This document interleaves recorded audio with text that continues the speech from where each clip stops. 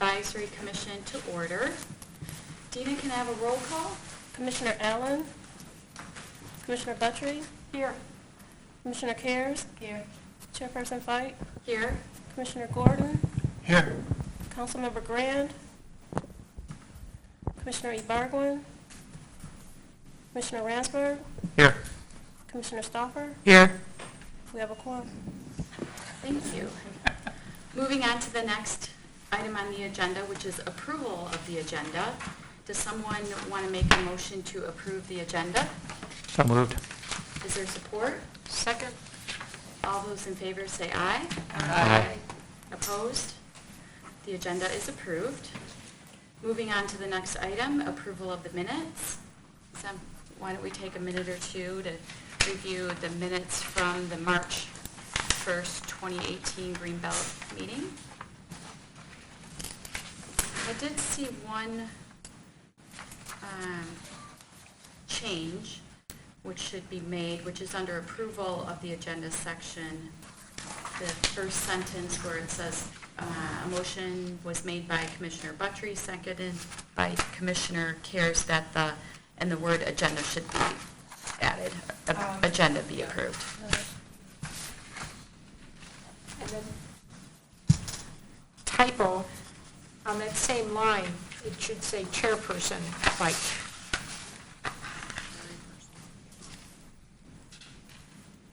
And I have one other typo. Where was that? On the very final page.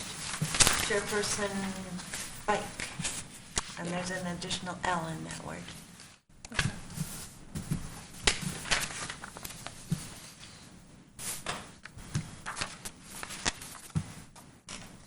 Oh, well,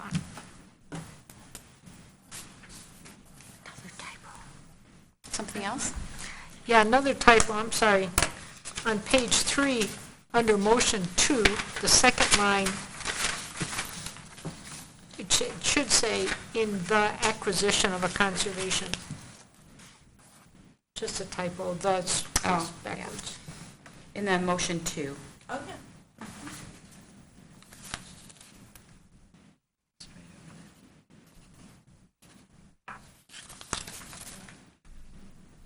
Any other changes?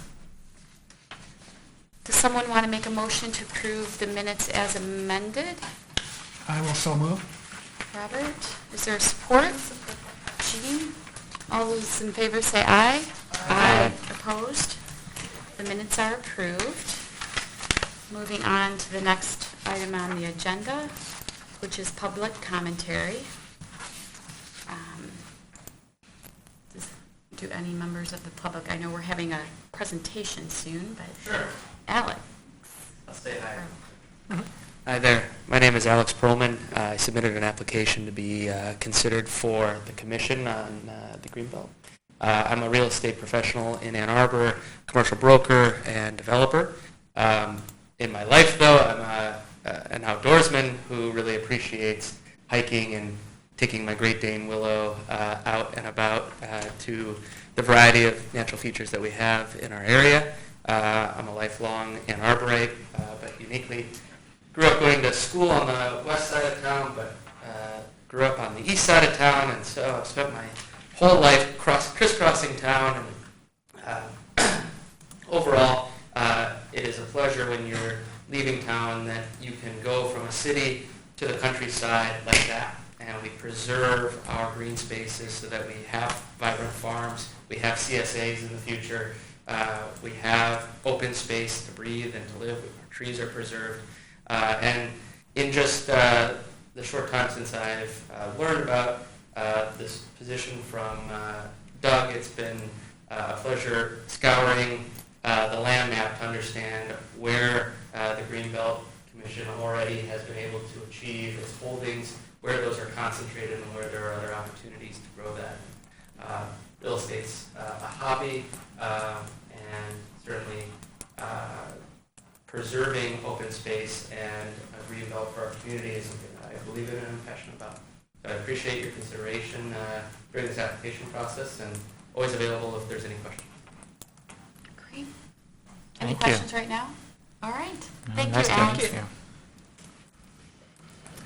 Moving on to the next item on the agenda is special presentations. So we have the students from the University of Michigan SEAS program who will be presenting to us. Are you all set? And if you could introduce each member of your project team too, that would be great. Okay. So this is the Greenbelt Masters Project team. My name is Patrick Bradley. I'm Dan Tanner. I'm Sharon. And Devin Kinney couldn't make it. She's part of our team. Great.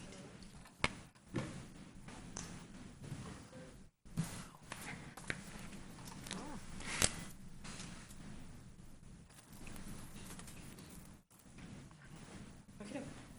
So thank you so much for having us. My name is Sharon. This is Patrick. And we're graduate students at SEAS. We're here to summarize the research that we've been doing on the Greenbelt Program that we've done under the guidance of Ruth Thorne. So first, a little bit of background on the Greenbelt Program, which I'm sure you are all familiar with. In the early 2000s, the Ann Arbor area was experiencing a lot of growth, which led to a loss of agricultural land, wetlands, and an increase in population, which led to things like urban sprawl and increased traffic. And in response to some of these more negative consequences of growth, the voters of Ann Arbor passed a millage in 2003, the Open Space and Parkland Preservation Millage. This established a 30-year, one-half mill tax. One-third of these funds were designated for parks within the city, and two-thirds were designated for agricultural lands and open space in the district, in the Greenbelt district, located outside of city limits.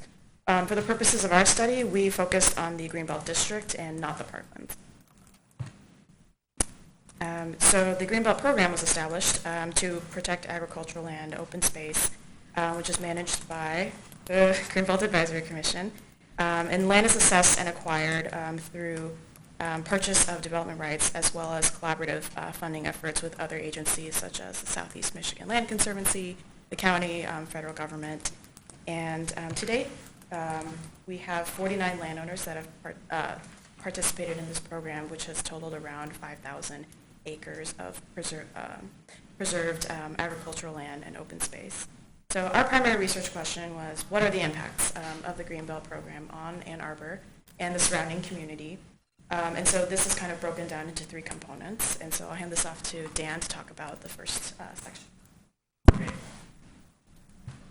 So the first section was ecological impacts, and we had two questions that we wanted to answer. So what are the land uses being protected? We wanted a quantitative inventory of what's currently within the Greenbelt properties within the district. And second, how might protecting these in perpetuity affect runoff and non-point source pollution? So for the first question, there are several national land use data sets that were not appropriate for this use. They're at 30-meter scale, which is not good for the subparcel features that we're interested in. So we did a manual land use classification using aerial photography from the USDA. And we had 11 different land use and land cover categories using this classification protocol that was adapted from a study that also classified land within the Midwest, farmland in particular. So here's an example. So here's some properties and the Greenbelt property outlined in red, and a classification. So this is manually done, tracing out the natural features and putting them into these different classes. And that was done for all of the parcels as of June 2017. So here's a profile of the current properties, or the properties as of that date within the program. So we can see that 2/3 of the land is in agricultural use and another quarter is forest land. And each bar across the x-axis here represents a different property owner. And you can see the diversity of properties within it, from quite small to quite large, and from almost entirely forested to a good range of agriculture and forest and other use. So for the second question, runoff modeling, we used a model called the LFIA model, Long-Term Hydrologic Impact Analysis, which is a simple runoff model based on something called curve number. And curve number takes into account, or what goes into determining curve number is the land cover soil hydrologic group, which is the properties of the soil, and historical precipitation. And the model outputs estimates for runoff and for various non-point source pollutants. So our baseline scenario is what is currently protected, and that's defined by the land use classification that we just did. So we can see this is the breakdown that we saw on that previous slide for the baseline. So that's what is currently protected in the program. So we came up with two alternative scenarios. The one called master planning should really be agricultural expansion. That's what that represents. And so that was created by looking at the 8 different master plans for the 8 different townships in which the Greenbelt District lies, and looking for the properties that lie within areas that are planned to be agricultural use. And in those areas, we made a conversion of forests and wetlands into, actually just forests, into agricultural use, into cropland, forest and grasslands. So it represents an expansion of agricultural use. And the second scenario was an extreme development scenario. So what if instead most of this land was, well, all of this land was developed, most of it into low-density residential, which is 2 acres per household, with closer to the city limits, some high-density residential, and closer still some commercial. So those are the scenarios that we then intersected. We have these different properties. We intersect them with the different soil groups. This is what the soil layers look like from 4 different watersheds within the district. And put it into Althea and get some estimates. So here, just the average annual runoff. We can see that both the agricultural extension and development scenarios are expected to have increases in total runoff volumes.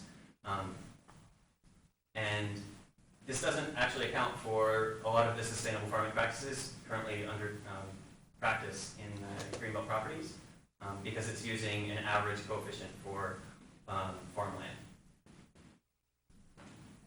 And further, the model gives us some estimates for some non-point source pollutants. So for farming inputs, nitrogen and phosphorus, we would see an increase as expected in agricultural expansion, and actually a slight decrease in the development scenario, although it's pretty minor. It's only about 25%. A lot of that would be from residential fertilizer use. So even converting all this farmland into residential and commercial properties doesn't actually decrease the agricultural input runoff that much. And then looking at other non-point source pollutants, lead, oil, and grease, and there's a host of other ones, we see across the board almost a dramatic increase in the development scenario. So now moving on to the social impacts of the Greenbelt program. So as you can imagine, we considered a lot of different options for measuring social impact. But after learning that the majority of landowners and people engaging with the Greenbelt program were those who operated farms, we decided to focus our study on the impacts on farms in the Greenbelt district. So this is our main research question. How has the Greenbelt program affected the local farming community in the Greenbelt district? To study this, we gathered data from 2 main sources. So one was a set of surveys that went out to residents in Ann Arbor. Patrick will talk a little bit more about these surveys later. The second is a set of interviews that we did with farm operators in the Greenbelt district. So our surveys had a little bit of intro to the Greenbelt program, had a few questions, and at the end, an open comment box. So we were reading through these comment boxes and realized there's actually a lot of good data in here. People were telling us why they voted the way they did, why they were for or against the program, their personal values, how that might have impacted the way that they saw and viewed the program, how they justified their priorities. And as you can see here, there's really a spectrum, from they're sort of laid out here from positive to negative. And the last set of quotes, I think, is actually represents a very typical set of responses that we got in a lot of the written responses. People were expressing concerns around investing in sustainability and sort of the trade-offs between that and personal well-being and sort of financial concerns. And we used these comments from the from the residents along with farm operators to develop a set of themes that I'll be explaining through a case study. We did a few interviews, but we did one case study kind of more focused on the Drake family dairy because they really do represent sort of all the themes that we found in our study. So this dairy is operated by Steve Drake. It's located in Lodi, about 7 miles away from Ann Arbor. He's a third-generation dairy farmer and runs the farm along with his brother and his father. And they've been on this land for about 80 years or so.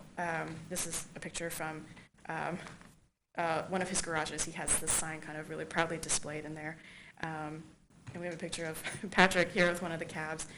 This was actually taken in one of the barns where some of the local youth are keeping animals for the community fair and some of the school clubs. And so these are the sort of the three main themes that we found. How the Greenbelt promotes resiliency for the region, how the Greenbelt preserves a legacy of farming, and how the Greenbelt has been a part of regional agricultural economics.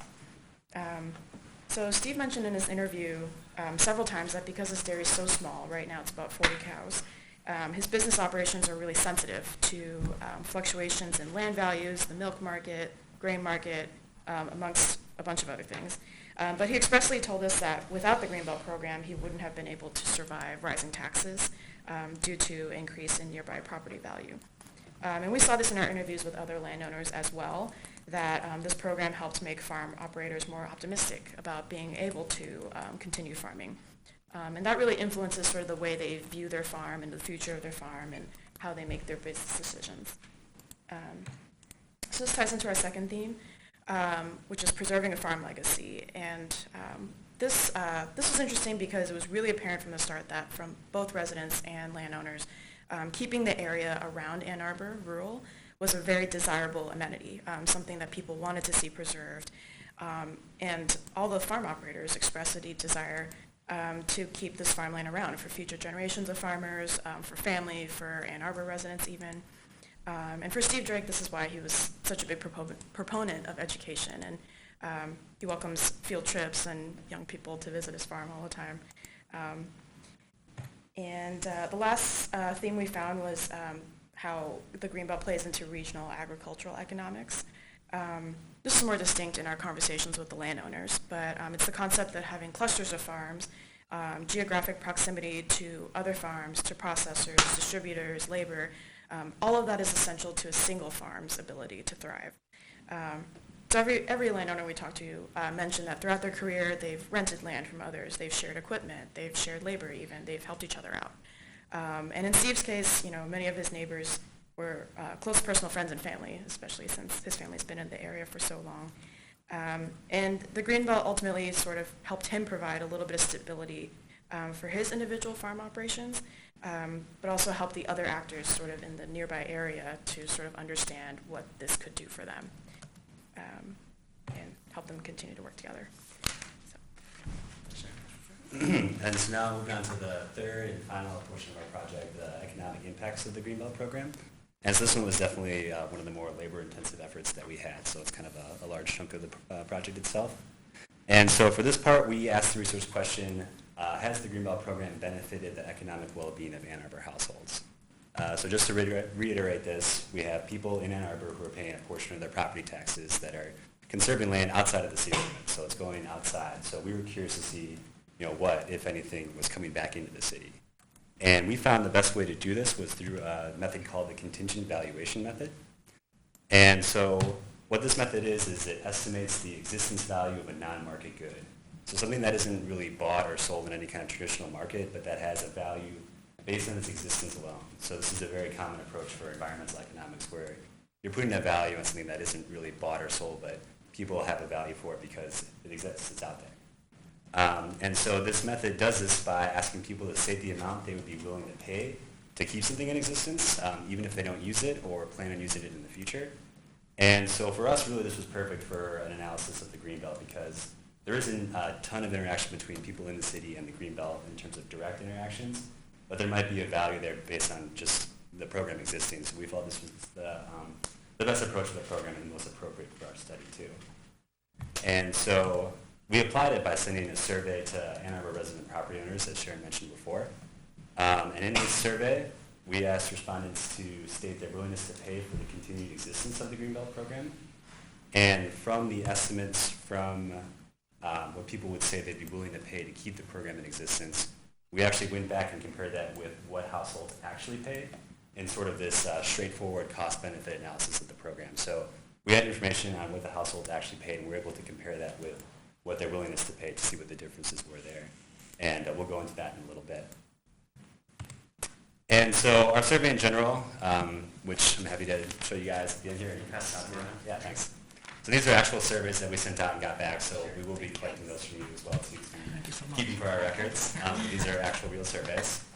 Unfortunately, I couldn't find one before I left with a comment on the back, but you can see the section on the back for the open responses. And so the survey itself consists of 6 parts: introduction to the study, some auxiliary questions related to Greenbelt and how people feel about natural areas in Ann Arbor, review of the Ann Arbor Greenbelt program so people can learn a little bit if they were sort of new to the program itself, the contingent valuation question, questions regarding the Greenbelt itself, and then demographic questions too.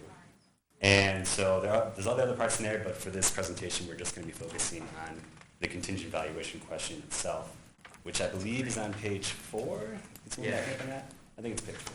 Can you? The actual numbers, where they can decide Yep. between the 2? Mhm. Yeah. Yeah. Yeah, that's part page 5. Page 5, okay. So that's the contingent valuation question that we're going to be focusing on for the rest of this presentation. So the contingent valuation question itself works as a hypothetical situation. So as you can see on there, if the Greenbelt program were to be put to a vote today, would you vote for the continued existence of the program if it costs you X amount of dollars? And the X amount of dollars is what is known as a bid value. And bid values for our surveys range between $20 and $175 per year per household. And so that range of 20 to 175 actually reflects what people actually pay in millage values. So it's a very similar comparison there. And so as you can see in the surveys, they get this hypothetical question and they have to say, yes, I would pay that much, or no, I would not pay that much. And we took this sort of unique approach to it where if they said yes, we asked them a follow-up question where if it costs 2 times this amount, would you pay that?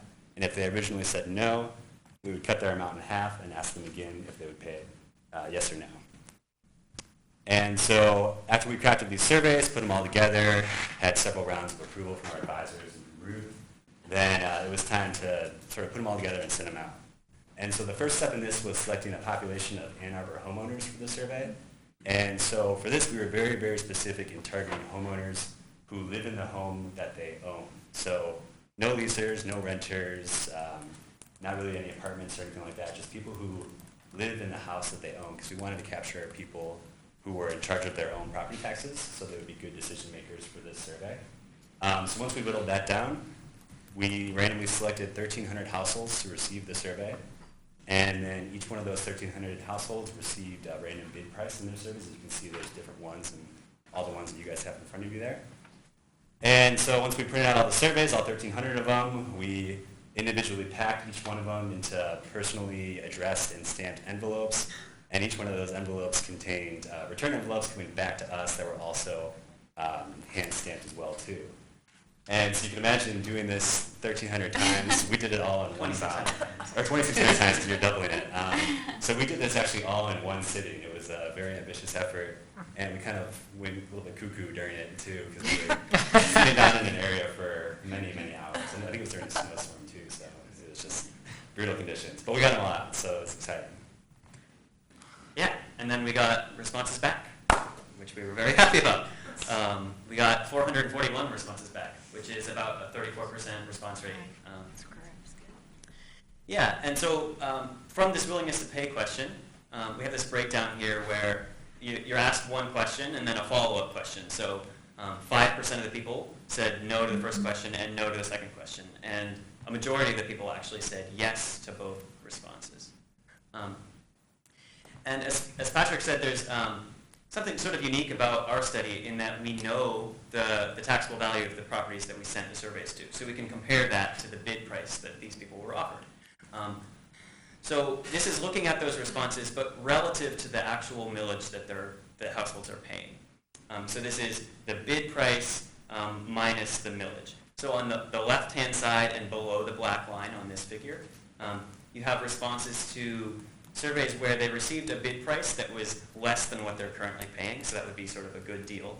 And then on the right-hand side and above the black line, that would be people asked if they're willing to pay more than what they currently pay in millage. And this is for the first bid response. And you can see there's many more green dots than red dots. If you're not colorblind, it's not a colorblind friendly figure. But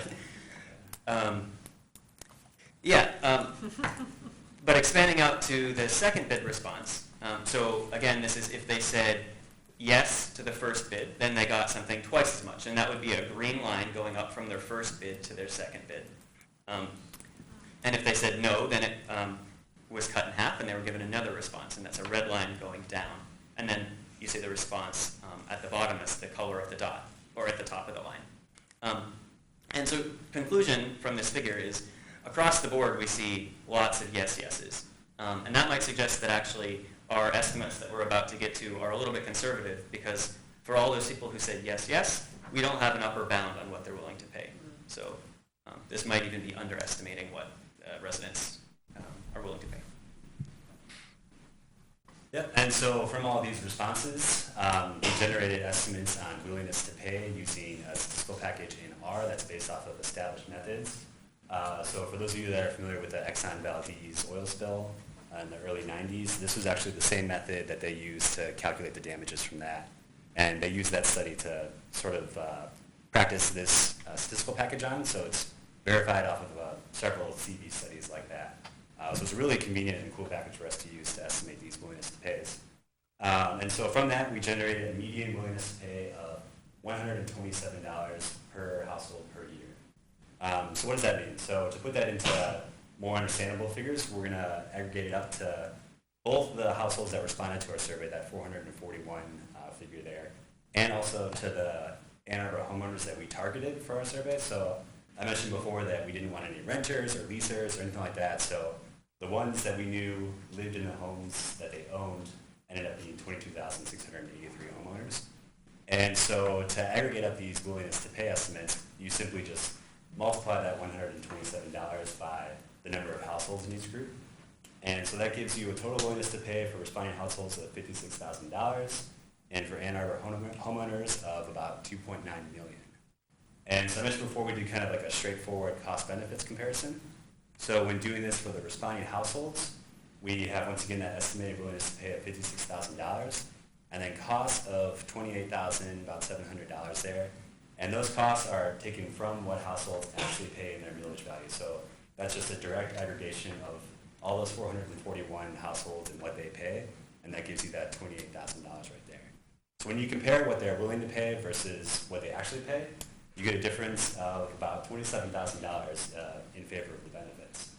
And then so setting that up a notch, up to the Ann Arbor homeowner levels, we generated that estimated willingness to pay of $2.9 million total. And when you compare that to the sum of the households that we just targeted, that 22,000 figure right there, that just gives you a total cost of $1.4 million. And so that leads to a difference of $1.4 million between the benefits of what people are willing to pay and the costs in general. And so both of those comparisons are very even in terms of household size. We're taking the same number of households for each one. But even if we were to take the total cost of millages from last year, 2017, which factors in people who are renting, people who are leasing houses, land trusts, all that sort of thing, anyone who's paying property taxes, which is a lot more households than what we targeted for our benefits, even when you take all of them in and factor that into what the program brought in revenue in 2017, when you combine that with our estimated willingness to pay from that narrower population, we still see a difference in about $500,000. So that's a kind of an unbalanced comparison right there, where we have less households in the estimates that we generated and then more in the actual cost. And even with that, still about $500,000 more in the willingness to pay. And so, as I mentioned before, our $127 figure is a very conservative estimate. It was the second lowest one that we generated off of our models. And so even when you compare it with a sort of unfair comparison with a higher cost, the benefits outweighed what people are actually paying every time when we compared it. So super, super interesting findings. And just to kind of contextualize this a little bit, we wanted to do an economic evaluation of the Greenbelt Program. And when you do something like that, you really want to see, who's gaining from a program, who's losing out on a program. And when you look at the Greenbelt Program at face value, people are paying taxes, they're going into area outside of the city, and you can't really see too much of what's coming back, maybe some local goods, some random things, anything like that. So it kind of seems like it's just a lot of taxpayers going out to the city. But when you take into account that people value the Greenbelt, that they value the rural landscapes and the farmers in the community and all that extra stuff, and there's the existence value of things factored in, then when you factor that in, the benefits outweigh the costs at every comparison that we made. So very, very interesting findings on that front. And so just to kind of sum everything up, we found a lot of different benefits from the Greenbelt Program. For Ecological, we found that it's very beneficial for runoff and non-source point pollutants in terms of decreasing those versus residential and traditional agricultural practices. We found there was many benefits to the farming community, and economically speaking, people have a high existence value from the Greenbelt Program that actually outweighs the real cost that what they pay into the program. And so with that, there's a lot of good future studies that could be done off of our report. We kind of set a good foundation for future studies going forward. Two examples are further consideration of how sustainable agriculture on Greenbelt properties affect runoff. So there are those sustainable practices, and there are a lot of differences that can be observed there. And then also there could be more nuanced understanding of how people perceive the Greenbelt's purpose and priorities as well. And so with that, we just want to thank our two advisors, Catherine Rising and Michael Moore. Also big thanks to Ruth for all of her help on the projects, and John too for his early help a year ago today. And thanks to Korea K, GAC for all your support, and Greenbelt landowners in general. And with that, we'll be happy to take any questions you may have. I have a question. Go ahead. Actually, it's a two-part question. One, I was just curious, did you notice if there was a connection between income level of the household surveyed and support for paying a more elevated amount? Just curious on that one. And then looking at sustainable agriculture impacts, it might be really good if you're the one doing the future research, not necessarily you will be doing this, but the MEAP program, the Michigan Environmental Assurance Program for farms, they actually do a lot of really great tracking about phosphorus runoff and like how their particular program has reduced it on farms themselves. So that might be a really great resource that's already collected data to plug into. Oh, cool. So it's like MEAEP is like the acronym for it. Okay. Yeah, MEAP. Okay. Yes, you might see like this farmer's environmentally verified signs around. And that's really looking at, runoff into groundwater is sort of their main focus. Awesome. Thank you. Sure. Yeah, and then to answer your income question, Sure. Yes, as you would expect, as income increased, people's willingness to pay also increased. Sure. I can't remember exactly what the coefficient was. Okay. But for us, that was actually kind of reaffirming and Sure. the model worked and that the survey design worked because you expect to see stuff like that. Yeah. And so there was also an increase in education level and willingness to pay. Sure. So those were both very reaffirming that they matched up with how you expect them to. And both Right. of those are in the final model we used, correct? Correct, yeah. Interesting. Thank you. Yeah, no problem. Go ahead. Go ahead. Sorry, I was late. That's all right. So with your analysis, you were looking at the individuals who had a positive response, who said they were willing to pay 127, and then multiplied that out to all the homeowners and what they actually paid. Did you ever think about the percentage of people said they weren't willing to pay, yet they still had to pay, and kind of putting that into the analysis as well, kind of thing, Yeah, so we would hope from the survey design that it just captured what people were straight up willing to pay. So ideally they kind of forget about what they have to pay, and we just kind of focus on, if it was put to a vote today, like would you vote for it, yes or no, at this value? So hopefully people sort of forgot about that a little bit.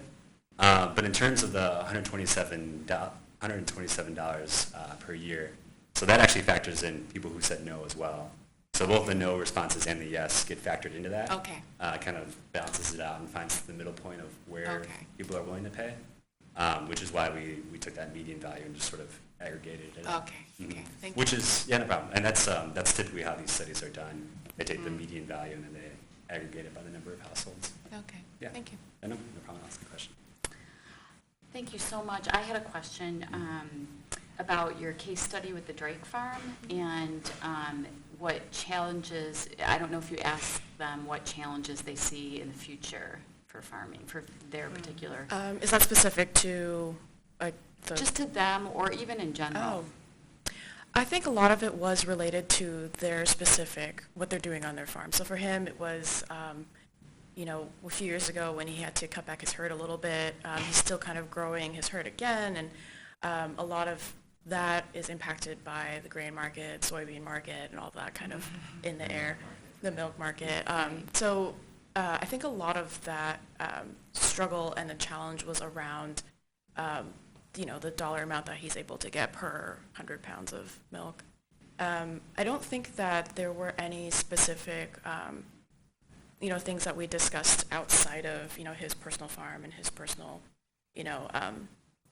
operations. He did mention, that some of his neighbors, the impact on some of his neighbors, and he can see, from his window that, subdivisions are being bought up and sold. And I think that's kind of where we drew a lot of his, I guess, like the things that he was concerned about or maybe the things that he feared. So he thought about, the land across the street or the land down the street, and how he might actually in the future be able to maybe purchase that and enter that into the Greenbelt. So I think when he thought about challenges, he was also thinking about ways to protect himself and his family. So, Great. yeah. Thank you. I got a whole bunch of them. Yeah, but it's just fantastic. I just really got to compliment you. I don't know if they gave awards out for, and you've got to compete with a bunch of people. Or, I mean, a bunch of teams present on that same day. Yeah. Well, I really just amazing what you all were able to accomplish. And, this is like live streaming, so people will be able to go to it. I hope that at some point we'll have something short and succinct, and maybe this summary will serve as a template, but that we can put on our website and distribute, because just tremendous results. I think the contingent valuation was fascinating, but maybe my first question is, and it gets back to something I wondered about at the beginning of the project, and that I see for very good reasons was tabled, but what would it take, would it be possible, or do you know of studies that look at the concrete economic value of some agricultural practices in terms of trying to measure, the number of jobs, or the amount of produce sold, or the tax base? So there'd be a way someday to figure out concretely the pure economic value in a sense. Is that possible? And that was definitely an early objective for us that we wanted to achieve. But we had sent out a brief questionnaire to Greenbelt landowners of whether they would be willing to share that sort of information with us.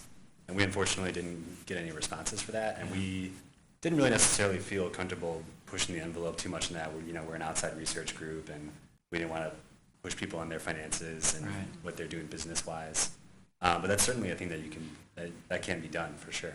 Well, and sorry to interrupt. I'm wondering, John, if that information could be gleaned from USDA survey data. And so taking that data and then trying to dig down to see which of those that have responded to the USDA surveys. Mm-hmm. Those are pretty anonymized. I think to get the actual respondent, from a respondent, you have to go into a vault in the USDA or something. That's really not available from my experience. But there's two avenues you could extrapolate. You could use the U.S. Census of Agriculture, which every year has by county breakdown on cash receipts and how much money, and then you could aggregate that with farmers market data. Which of the farms are selling locally that we have the farmers market data. So yeah, again, it would be a very long project, but I think there is a lot of the research out there already that you could just plug in. Absolutely. In a more long term. Yeah, there's definitely potential for that. And also, so that would be from the private side of things. There's also studies out there that work more on a public finance side. So these are called cost of community service studies. The American Farmland Trust does a good amount of them. And what that does is just compares different types of land use and how that costs local governments in terms of do they have to pay to get the fire department to watch the land? Do they have to get policing for the land, parking structures, things like that?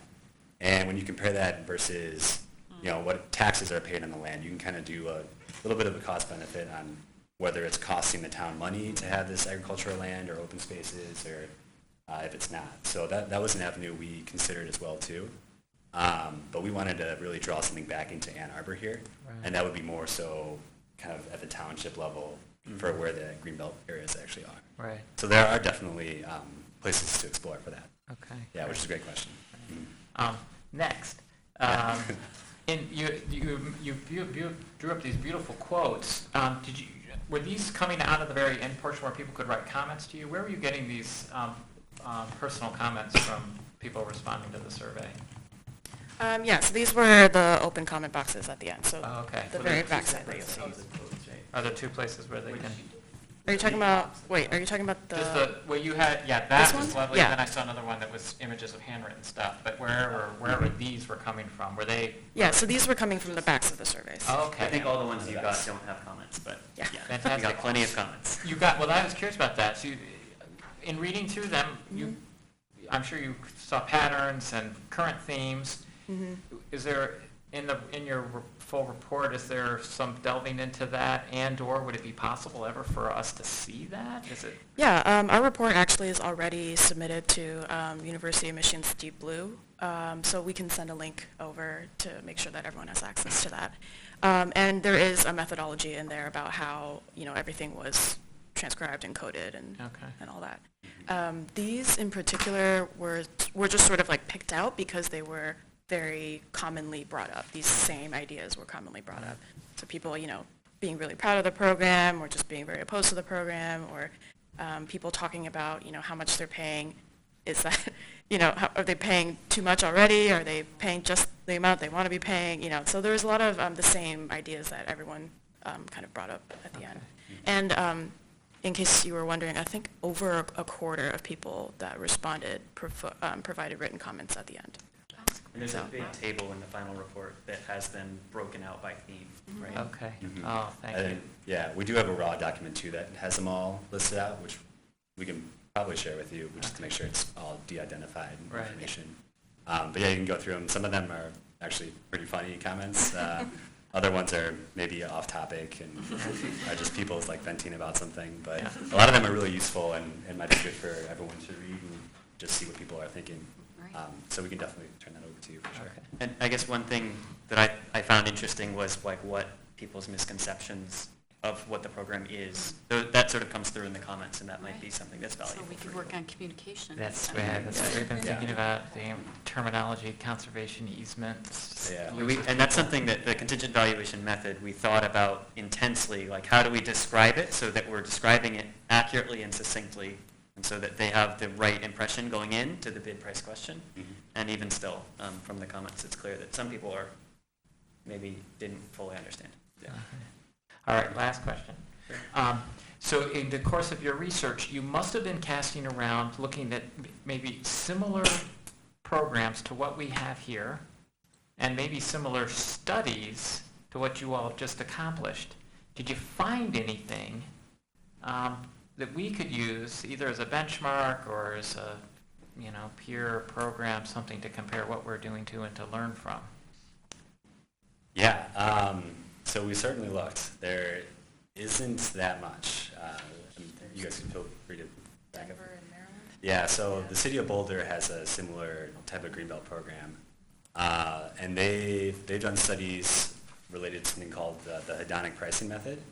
And so that is more related to housing prices. So you have houses all along this Greenbelt area, all along this greenway, and having something like that near your house allegedly or hypothetically might raise your house value.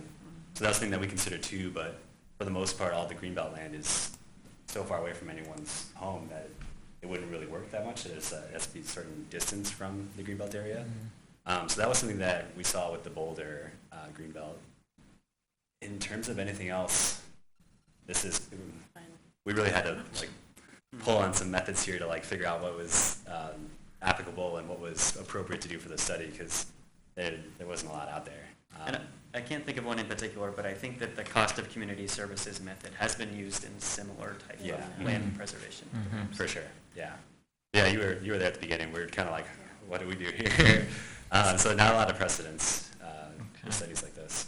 Yeah, even that one cost of community services study that we found in SIO was it was a really small scale study. So I think it was like just on one tiny little part of SIO. It wasn't even township wide. It wasn't, we found a lot of potential ways to go about this, but contingent valuation was easily the most applicable one, probably the most labor intensive one.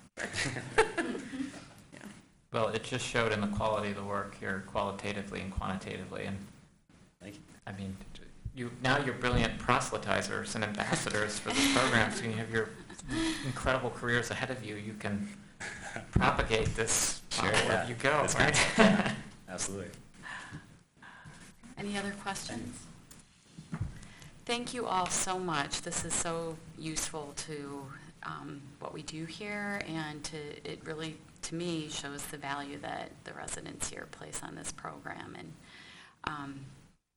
thank you so much. And so the information is going up on the city's website?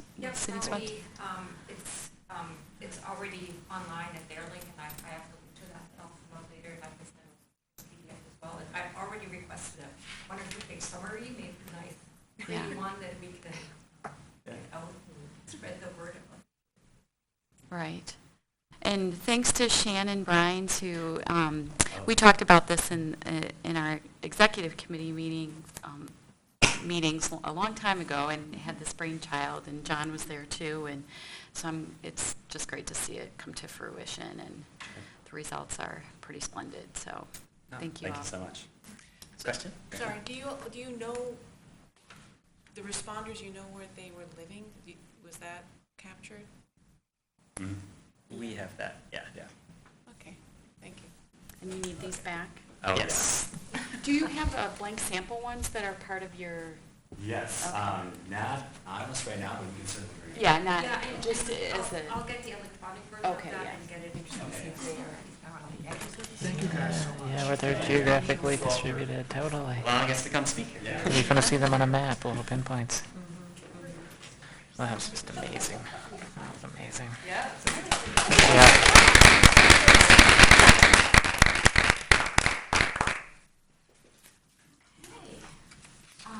Moving on to the agenda, we have old business, and there are no topics under old business. Next up is new business, and the first item is an update on the county endowment meeting, and Robert attended it on the Greenbelt behalf, so if you could share. Well, there were actually 2 meetings, but the first meeting was just general questions being brought out, some of which, but not all of which, were answered during the second meeting, which was just a couple of days ago. I have my notes here of that second meeting. So, So just to give a little bit of background, Washtenaw County is looking at establishing an endowment for their land preservation program to help, keep stewardship in perpetuity through this some time endowment. ago, the county's board had a task force set up to determine how to have an endowment, and came up with a number of $15 million. Because they're concerned when their current millage expires in 2020, whether or not they'll be able to renew it. So they want that $15 million by then to take care of sustainability needs going forward.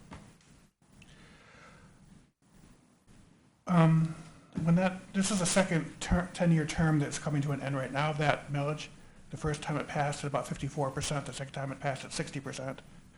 I think there's a pretty good chance it'll pass again. Okay, right now they spend between $2 and $3 million most years on land acquisition. But during that first meeting especially, people were concerned that if the county put up $15 million for an endowment, there'd be nothing left for land acquisition. And when people are voting for this millage, they're not interested in endowment, they're interested in seeing improved land use in the county. So that's where we kind of left off a month ago. Right now, the county has a fund balance of $9.6 million and gets about $3 million more per year that this millage is in effect. the sustainability needs of taking care of these properties right now are about $600,000 a year. And as more properties are added to it, these will only go up. Because many of these properties are used as natural areas. By millage terms, they can add parking lots and paths in these areas, but these are not to be confused with county parks.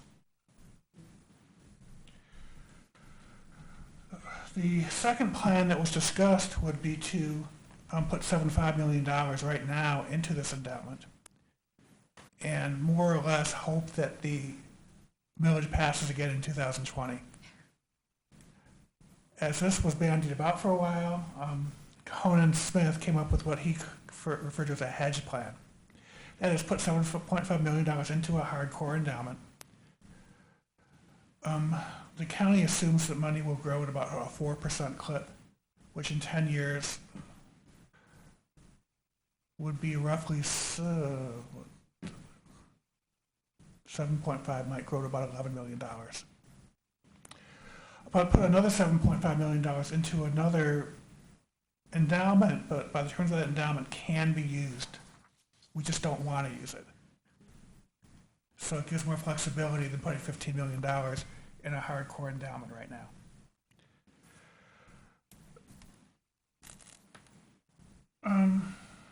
The reason why this is all a problem right now is that no one realized during the first two terms of the millage that most areas that have these kinds of programs set aside 20 to 30% additional to the purchase price of properties for sustainability purposes, to take care of those properties. The county has not done that, and so they're kind of trying to play catch up now over the last 18 years of acquisitions of setting up a fund to taking care of these properties.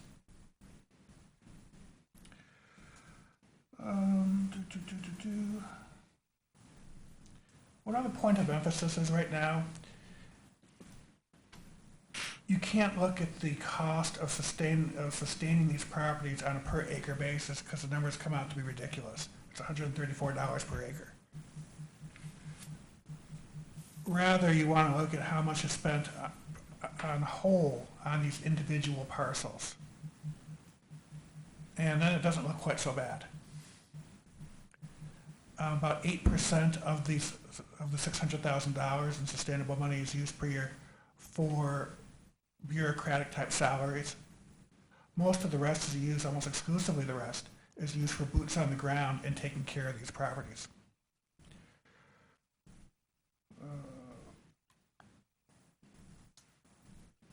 The next step is going to be negotiating with the County Board of Commissioners, develop an investment plan, and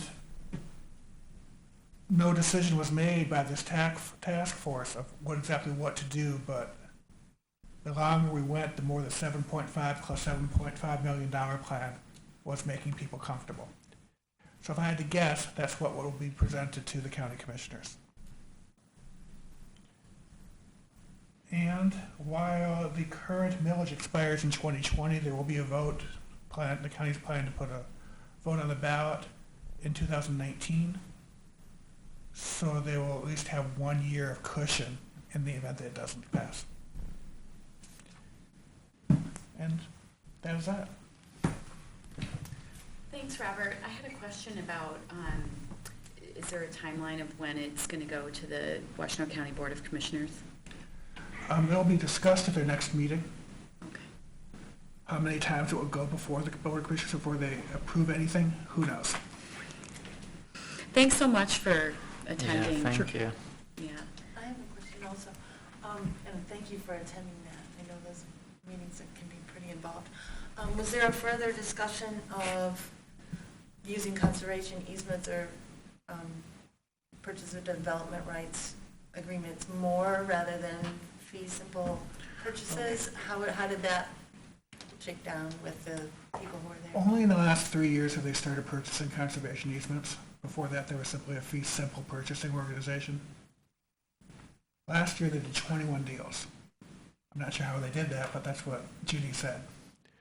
How many did we do last year? We've been averaging I don't quite know how they can do 21, but that's what she said.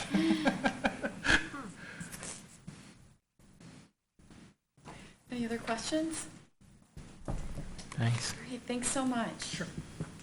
All right, moving on to staff update. I'll give you your stuff, right? So you don't have to wait around.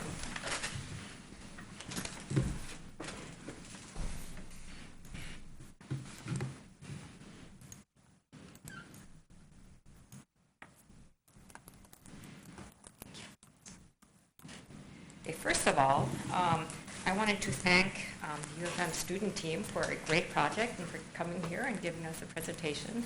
I think we had some really nice results, and it's really evident how much work you put into this, so thank you very much. You did a great job. Okay, on to the regular staff update. Just a couple of items.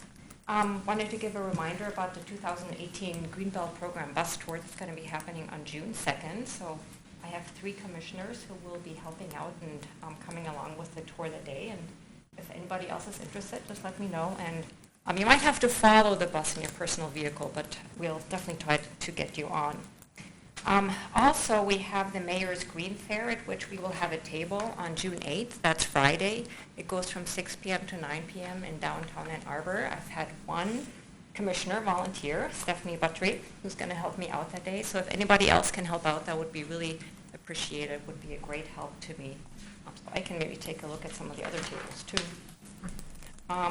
And then lastly, we had a request from Barry Lonick, who was representing the Washtenaw Conservation Partners, whether or not the Greenbelt Advisory Commission wanted to recommend to City Council to sign on to a memo that they are providing to the Washtenaw County Parks and Recreation Commission regarding the Washtenaw County Natural Area Preservation Program. So wanted to see if the commission wanted to discuss how to respond to that request. Yeah, so I want to allow time for everybody to read this memo. If you haven't already, it was emailed out prior to the meeting, but if you haven't, it's fine to take some time right now, because I think it's important for us to all have the information in front of us. So we'll take a few minutes to read this over.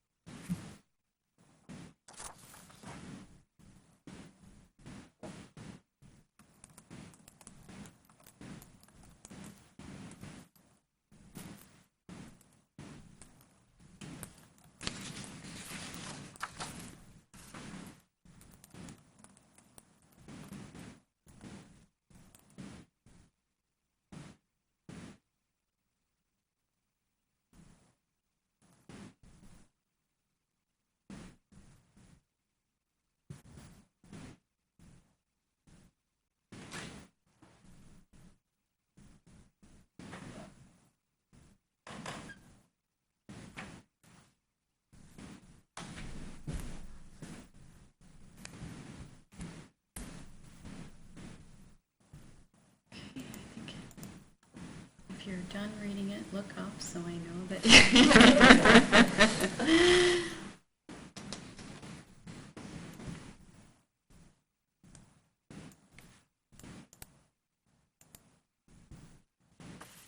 Okay, I think we're there.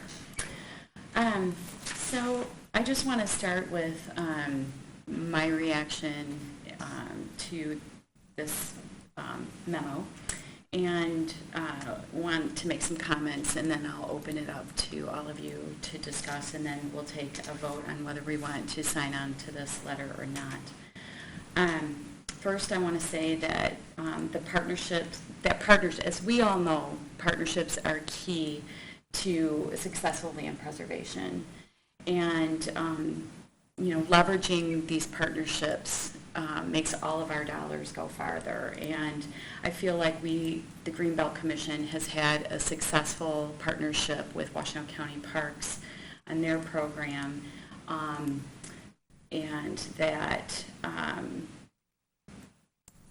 if Barry Lonick, as a consultant, wants to make suggestions to the county, that he is free to do so directly to them. I believe that that it's up to the Washtenaw County Parks to determine what's in their best interests and for them to figure that out for themselves. So I don't feel comfortable signing on to this letter, and so I will open this up for discussion and feedback.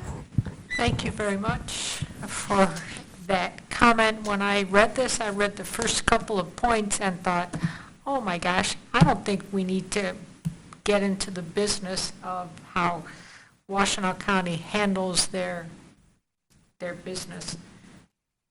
I thought it was awfully strident and inappropriate for the Greenbelt to sign on. From what I can tell, that's all we can do to handle the Ann Arbor area properties. I don't want to get involved in 21 things per year that Washtenaw County does. Any feedback? Actually, I've had a chance to be in on some of these discussions as some of these points were developed. And although I have some of the same feelings about the timber of the comments, when I read the points themselves, I find a lot of sense in a lot of the points as they come up as individual points. So although I wouldn't ask someone else to write our words for us, I do think they're valid points for us to consider. And I think that since we are involved in the same kinds of decisions, I think it's an appropriate thing for us to look at and discuss. Thank you, Jean. Are there other Yeah, I comments, think, John? well, for me, it's you're absolutely right that it's a delicate balance because we are all in partnership. We have this collaborative and very, I think, positive and successful partnership, but we do have ways to positively impact one another and make recommendations. I think we did this once before, maybe in the last year or two, when we sent a letter to what entity I cannot remember. I think it was more than a year ago It that was we more of a- kind of composed a letter that had some of these points included in it. Right, and now I remember pertaining to the 4 visits per year requirement that the county was contemplating with And I respect think to. those comments actually were well taken and Yeah. had an impact on Yeah. their policies as they developed. So we could certainly contemplate something like that in this context. The other thing that I felt reading this was that it might just be a little bit premature for the Greenbelt to weigh in, given that some of the main items under discussion, namely the endowment, are still being worked out. And so at the very least, I just want to sort of wait and see what comes out of the deliberations at the county level, and then really also discuss internally how that might impact the Greenbelt and how we collaborate with them before, because I do, just on a personal level, I don't feel qualified to assess the internal processes or the degrees of transparency that I'm going to assume on good faith that they, like us, are acting in a transparent manner, and it feels that the letter implies that they're not. So if we were to write something, I would want it to come from the Greenbelt, and I would maybe hope that it's a little bit further down the line when we have maybe more information to go on the implications of what's being considered. That makes sense? Sure. Any other thoughts? And I would say that, as an individual, if this is something that, you feel strongly about, if you want to sign on, as an individual, then it's certainly up to you to do so. But, so I guess my question to this group is, I think taking a vote on whether we want to sign on to this letter as it appears. So perhaps we should just do that, take that vote right now, and then look at perhaps next steps based on that as well. How does that sound? Okay, so we're going to do that. So all those in favor who would like to sign on to the memo from Washtenaw Conservation Partners dated May 3rd, 2018. So we are saying if you would like to sign on to this letter from Washtenaw Conservation Partners, say aye. And opposed, say opposed. Opposed.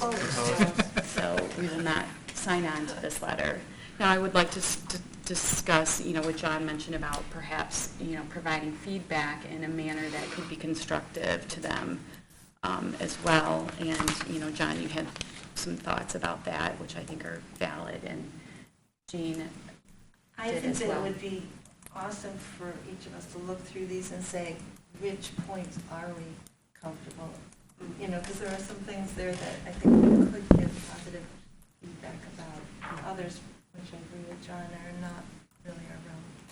Okay, so I think, a suggestion could be to bring this back at at another meeting as an agenda item, to look at the points of this memo and reassess. Okay. Because I want some more background information, if that can be included in our second conversation. Sure. So Sure. maybe what led to this for us new people on the commission. Right. Okay. So we will move on to next agenda items, and I think that we have one, which is to look at this memo and the points in it.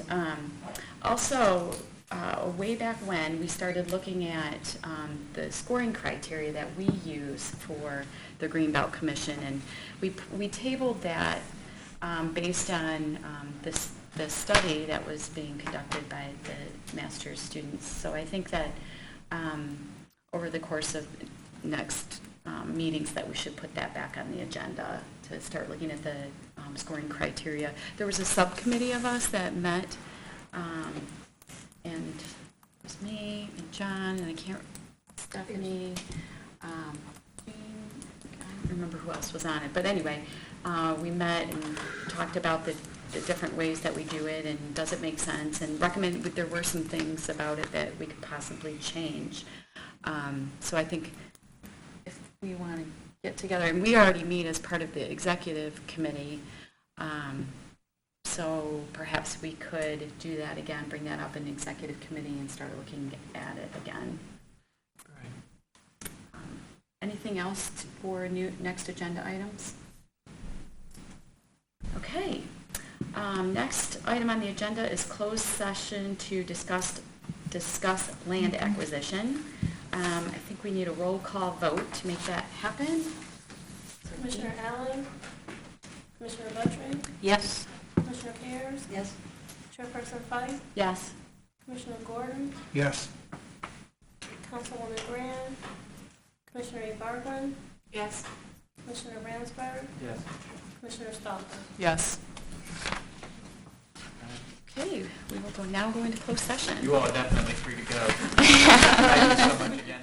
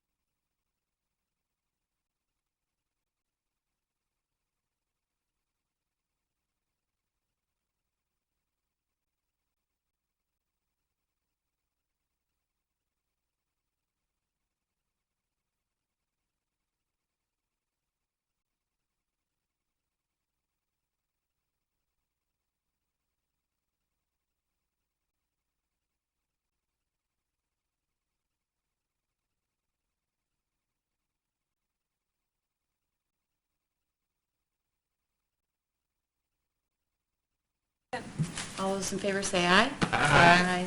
Opposed? We're back in session. Was there a motion does someone want to make a motion from our closed session? I will.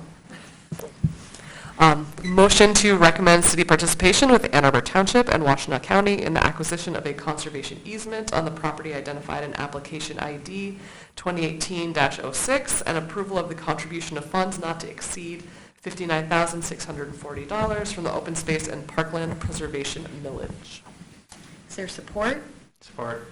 John? Okay. All those in favor say aye. Aye. Opposed? Motion carries. Is there another motion? I have a motion. Motion to recommend city participation with Legacy Land Conservancy, Salem Township, and Washtenaw County in the acquisition of fee title of the property identified in application ID 2017-06 and approval of the contribution of funds not to exceed $187,500 from the Open Space and Parkland Preservation Millage. Is there support? Support. Robert? Okay. All those in favor say aye. Aye. Opposed? Motion carries. Next up on the agenda is public commentary, and there are no members of the public currently there, so we will move on to communications. I know we're going to have a communications committee report. Do you want to talk about that in the report, or we could just talk about communications in general? We could do it in the report, and we'd be that much further along in our agenda. Okay, reports from commission committees, and next up is communications committee report. So did we meet? We met in the last month. And we talked about the sad now reality that we are unlikely to have a summer communications intern. I conducted an informal coffee interview with one prospective candidate from C's, but her expertise and background, she just wasn't a good match. And so I don't think anything's going to materialize there. But the other item was we've been talking for several months about the annual letter that might go to landowners. And so in a fit of desperation and panic, because I promised one last month, I drafted something before today's meeting, and I'll just pass it out to you all right now. And maybe if we don't feel comfortable signing and sending it right here, I think we should take a moment to... we should just take a moment, maybe we'll take a moment to look it over. And I got to give one to Ruth as well, because I make a claim in here that may not be actually true. In the second bullet point.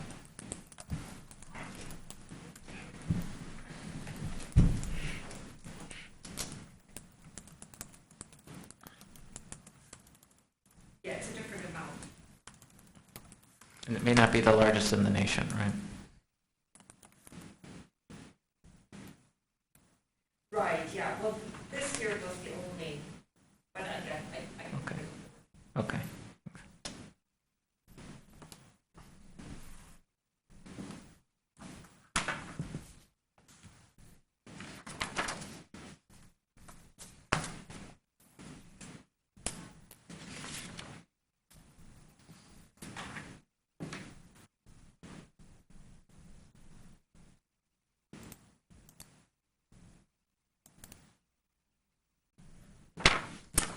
Very well written.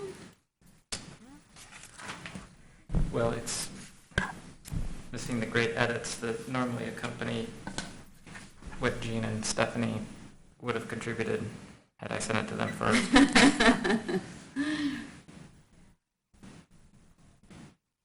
And yeah, I pulled the 1.8 million from the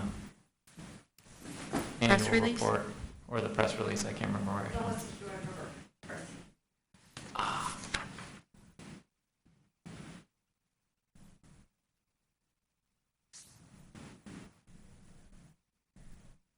So that needs to change. That needs to change. So what is the actual amount? 1.04 million? And yeah, I would, yeah, in that sentence, like, some provision.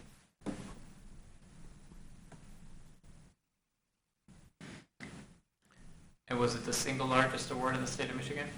Well, it was a single award It was the only award. in the state of Michigan for this year. So the only So award, yes, it was. the only award given in the state of Michigan, and one of the largest? Among the largest in the country? No. What do you mean, no? There's, there are 3 different pools, the state pool, there's kind of a regional pool, and I forget what the exact name for that is, and then there's a national pool. So depending on some of those, we're looking at $10 million plus. Oh, okay. So we'll just drop that whole clause. The only award given in the state of Michigan. Yes. Is there anything else, Ruth, that we should say there that's really pertinent or inspiring? I would change the Huron River watershed to Washington County. So within parts of Washington County. Okay. And then just the only award given in the state of Michigan, and end it there. Yeah.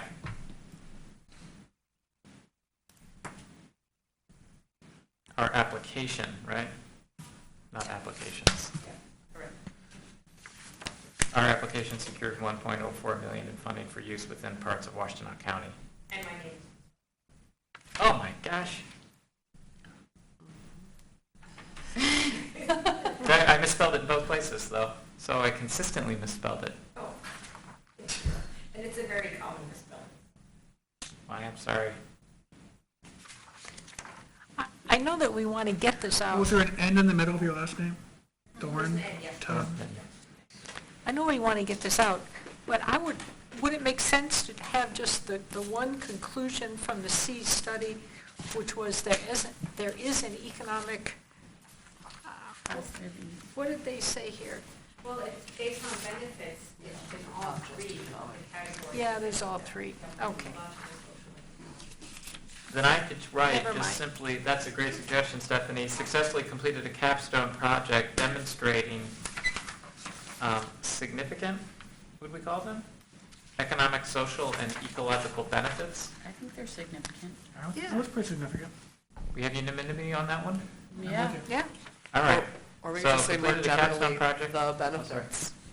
I said, or we could say more generally the benefits, like without qualifying it specifically like that. Well, I kind of like separating them out, ecological, social, and economic.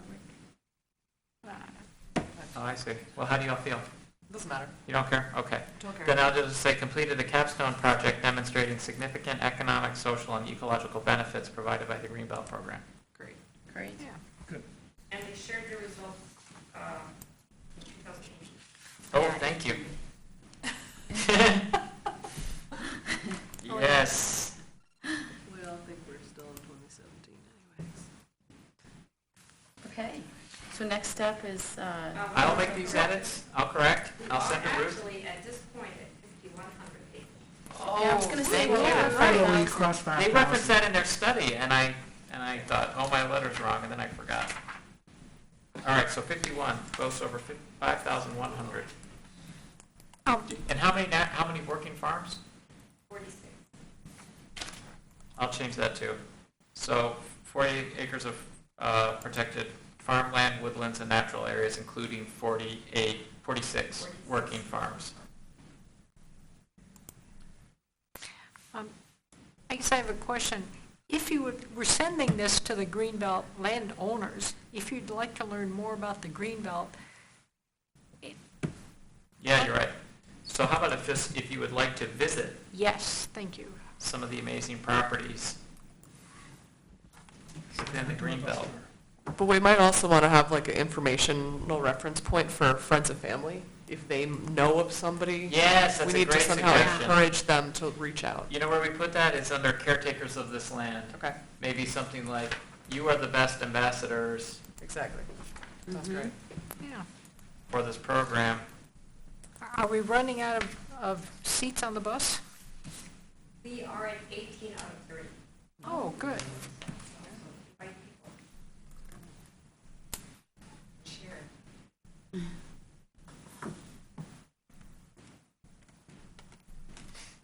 Okay. All right, here we go. How about this? You're the best ambassadors for this program. Please feel free to inform your neighbors and friends about the good work we all do. Great. All right.